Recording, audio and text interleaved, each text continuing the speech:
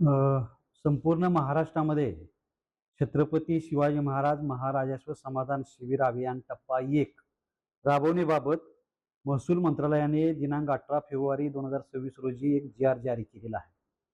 यामध्ये माननीय अप्पर मुख्य सचिव आणि माननीय आमचे महसूल मंत्री यांनी स्वतः फीसीद्वारे बैठका घेऊन सगळ्यांना अवगत करून ह्या योजनेमध्ये ज्या काही आपण लोकांना सुविधा देणार आहे, कशी शिबिर आयोजित करणार आहे, याबाबतच्या चांगल्या सूचना दिलेल्या आहे, मार्गदर्शन केलेलं आहे.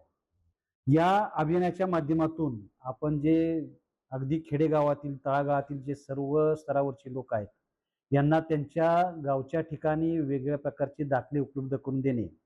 तसेच 7/12च्या अनुषंगाने असणाऱ्या ज्या सुविधा आहेत, की जसं की 7/12 कोरा करण्याच्या दृष्टिकोनातून ज्या अनावश्यक नोंदी आहेत त्या कमी करणे. तसंच ज्या शासनाच्या आता मागील 2 वर्षामध्ये जे काही नवीन-नवीन प्रत्येक कायद्यामध्ये जे सुधारणा आलेल्या आहेत, जसं तुकडेबंदी कायद्यामध्ये सुधारणा आलेली आहे. बिनशेतीमध्ये सुधारणा आलेली आहे. महाराष्ट्र जमीन महसूल संहितामध्ये बऱ्याचशा कलमामध्ये सुधारणा आलेली आहे. आणि त्या सुधारणाच्या अनुषंगाने लोकांपर्यंत ते काय ज्या सुधारणा आहेत त्या पोहोचवणे आणि त्याचे जे काही मुख्य लाभार्थी आहेत त्यांना त्यांच्यापर्यंत लाभ पोहोचवणे हा त्याचा उद्देश आहे.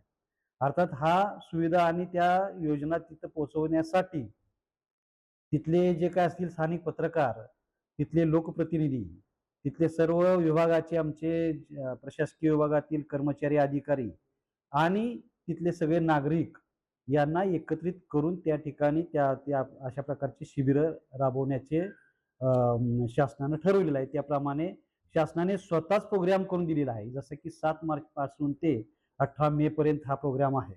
आणि तो 4 तारखा जरी असल्या तरी याच्यामध्ये आमची सर्व सर्कल म्हणजे सर्कल हा घटक धरून त्या सर्कलवर किमान 2 महिन्यामध्ये एक तरी असं शिबिर आयोजित करून त्या ठिकाणी जे लाभार्थी आहेत वेगवेगळे आहेत. दाखल्याचे लाभार्थी असतील, 7/12च्या संमती लाभार्थी असतील, वेगवेगळ्या आदिवासीच्या एखाद्या योजना संमती लाभार्थी असतील, कृषीचे लाभार्थी असतील किंवा आमचे संजय गांधीचे काही लाभार्थी अजून वंचित असतील.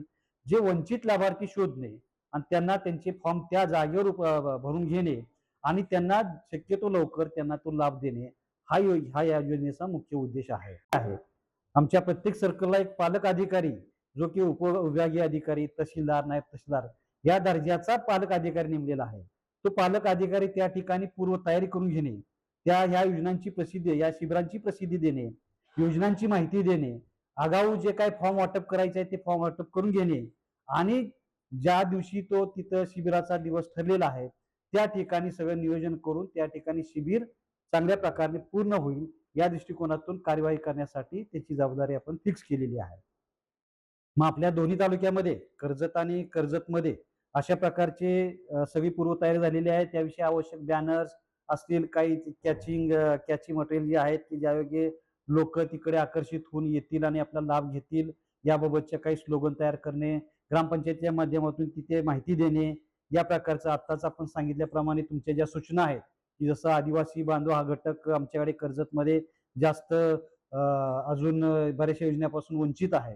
तर तो घटक प्रमाण मानून त्यांच्यापर्यंत कसं पोहोचवता येईल यासाठी त्यांच्यातल्या संघटनांना यामध्ये समाविष्ट करून घेणे, त्यांच्यातले कार्यकर्ते यामध्ये समाविष्ट करून घेणे आणि त्यांच्या माध्यमातून हा उपक्रम राबवणे हा आमचा यामध्ये प्रयत्न राहील.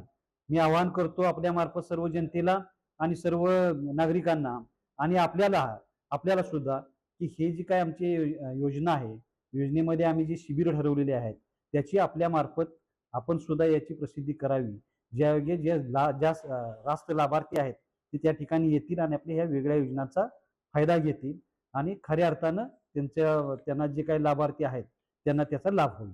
महसूल विभागाचे आमचे सन्माननीय महसूल मंत्री आणि आमचे सन्माननीय अप्पर मुख्य सचिव यांनी महसूल विभागासाठी ही योजना जरी राबवायची असली तरी आम्ही त्याचा विस्तारित भाग म्हणून आम्ही काय करतोय की सर्व विभाग जसे ग्रामपंचायत असतील, आदिवासी विभाग असेल, वैद्यकीय सेवा देणारे आमच्या ज्या त्या ह्याच्यातले पीएचसी आहेत आणि इतर कृषी विभाग आहे की ज्याचा लोकांचा जिव्हाळ्याचा प्रश्न ज्यांच्याशी येतो, आमचं मोजणी खातं आहे यांच्याशी, तर यांना सुद्धा या योजनेमध्ये सहभागी करून प्रत्येक शिबिरामध्ये त्यांचे क्षेत्रीय कर्मचारी तिथं राहतील की ज्यायोगे त्यांच्या संबंधित जरी काही लाभार्थी असतील, त्यांच्या संबंधित काही त्यांची तक्रारी असतील किंवा काही अडीअडचणी असतील तर त्या सोडवण्याचा आपण त्या ठिकाणी प्रयत्न करणार आहोत.